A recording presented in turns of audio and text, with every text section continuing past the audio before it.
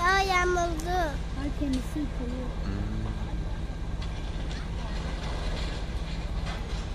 Anne kendisi yıkılıyor.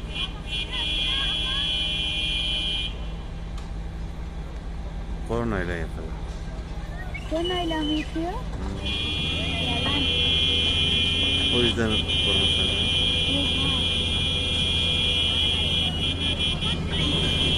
Nasıl yıkıyor kornayla? Ses mi? Bak.